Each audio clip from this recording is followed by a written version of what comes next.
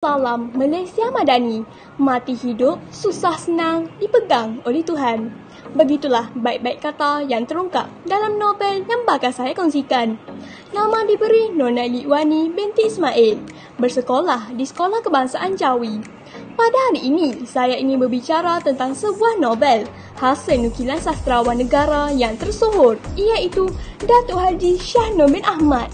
Novel yang dimaksudkan berjudul Ranjau Sepanjang Jalan. Novel ini dihasilkan pada tahun 1966 dan diterbitkan oleh Jiwa Jati Publishing House Sendirian Berhad. Perjuangan keluarga tani untuk meneruskan kehidupan walaupun dihimpit kemiskinan merupakan mesej yang hendak disampaikan oleh penulis. Kisah bermula daripada kehidupan keluarga Lahoma dan isterinya Jeha bersama 7 orang anak gadis mereka berjuang meneruskan sawah sebanyak 14 relung.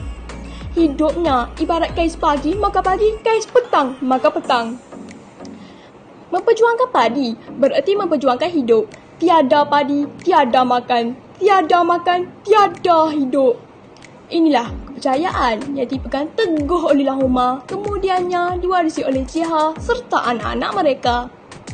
Lahoma mempunyai semangat juang yang tinggi, tidak tunduk pada mitos miskin kerana malas. Lahoma tetap bekerja keras untuk mengejarkan sawah padinya. Malam menimpa dalam mengusahakan satu-satu harapan untuk terus bertahan hidup. Akhirnya, Lahoma menemui ajal akibat tercucuk duri nibung. Selepas kematian tragis itu, isterinya Jeha menyambung tugasan. Jeha memikul tanggungjawab yang besar dan banyak menghadapi cabaran dalam mengusahakan sawah peninggalan suaminya. Namun, Jeha dipaparkan oleh penulis terus tabah berjuang mencari rezeki sekalipun tahu bahawa kudrat wanita kadang-kala ada lemahnya.